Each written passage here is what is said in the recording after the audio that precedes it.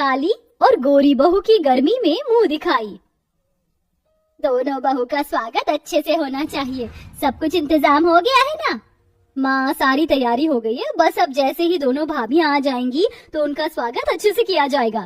ठीक है। तभी घर के बाहर गाड़ी आकर रुकती है। लगता है मेरी दोनों बहू आ गई हैं। चलो चलो सारी लेडीज दरवाजे पर आ जाओ। शकुंतला दरवाजे पर सभी औरतों के साथ गृह प्रवेश के लिए आरती की थाली लिए खड़ी होती है। अरे तुम दोनों अपने घूंघट ऊपर कर लो, बहुत गर्मी है। तुम्हें गर्मी कि मैं तेरे को मैनेजर से सीनियर मैनेजर बना दूंगा, लेकिन आपने प्रॉमिस तोड़ दिया। हाँ, और फिर याद है आपने मेरे को ये 6 महीने पहले क्या प्रॉमिस किया था कि आप मेरी सैलरी 3 गुना बढ़ा दोगे, और आपने वो भी नहीं बढ़ाई। तो सर बात ये है कि आपने इतने प्रोमिस तोड़ दी, मैंने तोड़ दिया, तो क्या हो गया? क्या बोल रहा है? हट! रही होगी। शकुंतला के कहने पर दोनों बहू अपने अपने घूंघट ऊपर कर लेती हैं। सही कहा माँ जी, बहुत गर्मी हो रही है। ऑफिस गर्मी ने तो हालत ही बुरी कर दी है।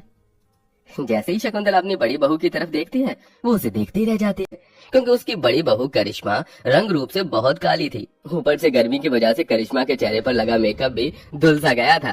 क्या ये भी मेरी बहू है? बिल्कुल ऐसा लग रहा है जैसे काले कोयले की भट्टी से निकली है। शकुंतला के साथ साथ गांव की सभी औरतें करिश्मा को देखते ही रह जाती हैं, जिनमें से कुछ गांव की औरतें तो करिश्मा के काले रंग को देखकर हंसने लगती हैं। चलो चलो अंदर आ जाओ। शकुंतला सिर्फ अपनी गोरी बहू सेजल की आरती उतार कर उसे घर के अंदर ले आती है। तुम्हें बहुत गर्मी लग रही होगी, चलो मैं तुम्हें तुम्हारे कमरे में छोड़ आती हूँ। प्रिया, अपनी बड़ी भाभी को उसके कमरे में छोड़ देना। इस तरह शकुंतला गोरी बहू के साथ बहुत अच्छा व्यवहार करती है, तो वहीं अपनी काली बहू को इग्नोर कर रही होती है। कैसा लगा तुम्हें कमरा? अच्छा है ना? मैंने खास तौर पर तुम्हारे लिए सजवाया है। अब बस तुम जल्दी से मुझे कुछ समय में अच्छी खुशखबरी दे देना। पोते को देखने की मेरी बहुत उम्मीद है। ओह माय गॉड सासू माँ, आपका दिमाग खराब हो गया है क्या? अभी शादी का पहला दिन भी खत्म नहीं हुआ और आपने मुझे पोते के लिए कह दिया। मेरी बात ध्यान से सुन लीजिए, अभी मैं 2 से 3 साल तक बच्चों के बारे में सोचना भी नहीं चाहती। वैसे मैं बहुत थक गई हूँ माँ, थोड़ी देर मुझे आराम कर लेने दीजिए।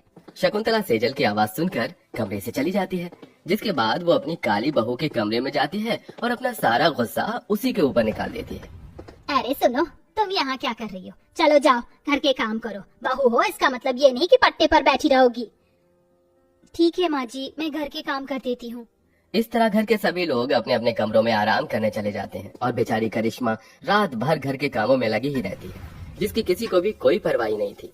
आधी रात को सारे काम करने के बाद वो अपने कमरे में जाती है। बहुत थकावट हो रही है, पहले शादी की थकावट और फिर ससुराल में आते ही इतना सारा काम करना पड़ा। खैर कोई नहीं है, ये मेरा ही तो घर है। करिश्मा ऐसा सोचकर अपने कमरे में जाती है। उसका पति उसके आने से पहले ही सो चुका था, वो भी चुपचाप सो जाती है। अगले दिन जब सवेरा होता है तो दोनों बहुएं अपनी मुंह दिखाई की रस्म के लिए अपने कमरों में तैयार हो रही होती हैं। सज धज के मैं जरा बन ठन के बाण चलाऊंगी नैनन के, आईना जरा निहार लो, खुद अपनी नजर उतार दूं, मैं तो सज गई रे सजना के लिए। तभी वहाँ प्रिया आती है। भाभी आप तो बहुत सुंदर लग रही हो, बहुत प्यारी लग रही हो। आप हो गई मुंह दिखाई की रस्म के लिए तैयार? हाँ मैं तो तैयार हो गई, लेकिन मेरा मन बिल्कुल भी नहीं है हॉल में जाने का, क्योंकि वहाँ गर्मी होगी। लेकिन भाभी सभी मेहमान वहीं पर हैं, आपको आना तो होगा। चलिए मैं बड़ी वाली भाभी के पास होकर आती हूँ। प्रिया अपनी बड़ी भाभी के पास जाती है। अरे ये क्या, आप अभी तक तैयार नहीं हुई हो? हाँ बस तैयार हो गई हूँ, चलो चलते हैं मुंह दिखाई की रस्म के लिए। तभी शकुंतला आती है। देखो बहू, तुम नीचे नहीं आओगी, मुंह दिखाई की रस्म सिर्फ सेजल की होगी। और तुमने ये पल्लू क्यों हटा रखा है सर से? चलो जल्दी से घूंघट कर लो। माँ जी, आप मेरा घूंघट किससे करवा रही हो? हमारे खानदान की बहुएं लंबा घूंघट करके रहती हैं, और तुम्हें भी लंबा घूंघट करके ही रहना है, ठीक है ना? वैसे भी तुम घर की बड़ी बहू हो। और सुनो, कमरे से बाहर मत आना जब तक शाम नहीं हो जाती और सारे मेहमान अपने घर नहीं चले जाते। शकुंतला इतना कहकर प्रिया का हाथ पकड़ती है और उसे कमरे से बाहर ले आती है, जिसके बाद वो अपनी बड़ी बहू के कमरे के बाहर से कुंडी लगा देती है। माँ, आप बड़ी भाभी के साथ ऐसा क्यों कर रही हो? आज उनकी भी तो मुंह दिखाई की रस्म है। तेरा दिमाग खराब हो गया? अरे अगर उसे इस तरह बाहर आने दूंगी तो कितनी बदनामी होगी, सब लोग हंसेंगे मुझ पर कि कितनी काली बहू है मेरी। लेकिन माँ, लेकिन कुछ नहीं, मैंने जो कहा है बस उतना सुन ले। अब चल मेरे साथ। इस तरह शकुंतला मुंह दिखाई की रस्म के लिए सिर्फ अपनी छोटी बहू सेजल को ही लेकर जाती है, क्योंकि वो बहुत सुंदर और गोरी होती है। सभी मेहमान उससे पूछते हैं, शकुंतला तुम्हारी बड़ी बहू कहाँ है? कोई दिखाई नहीं दे रही। आज तो तुम्हारी दोनों बहुओं की मुंह दिखाई होनी थी, अरे अब तुम्हें क्या बताऊं, उस रस्म के बारे में तो सुना ही होगा, पगफेरे की रस्म, जिसमें मायके वाले शादी के बाद बहू रानी को ले जाने के लिए आते हैं। बस इसी रस्म के लिए सुबह सुबह ही उसके मायके वाले आ गए थे। हमने बड़ी बहू को भेज दिया था। अब तुम्हारी बड़ी बहू की मुंह दिखाई की रस्म कब होगी? अरे हो जाएगी, कोई बड़ी बात नहीं है, हम बाद में उसकी मुंह दिखाई की रस्म कर लेंगे।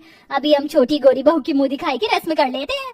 शकुंतला इतना कह ही रही थी कि वहीं घूंघट में सेजल गर्मी से पागल होने लगती है, जिसके चलते वो अपना घूंघट ऊपर करके हटा देती है और कहती है, बहुत हुआ, अब मुझसे ये गर्मी बर्दाश्त नहीं हो रही है। तुम लोगों को मुंह दिखाई की रस्म करनी है तो करो, वरना मैं अपने कमरे में जा रही हूँ।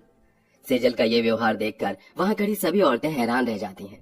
हे भगवान, देखो तो सही इस बहू को कैसे बात कर रही है। आजकल की सभी बहुओं का यही हाल है। इस तरह सभी सेजल की मुंह दिखाई करके उसे शगुन देकर वापस अपने घर लौट आते हैं। इतना सब कुछ होने के बाद भी शकुंतला अपनी गोरी बहू से ही प्यार करती है और काली बहू से गर्मी में घर के सारे काम करवाती है।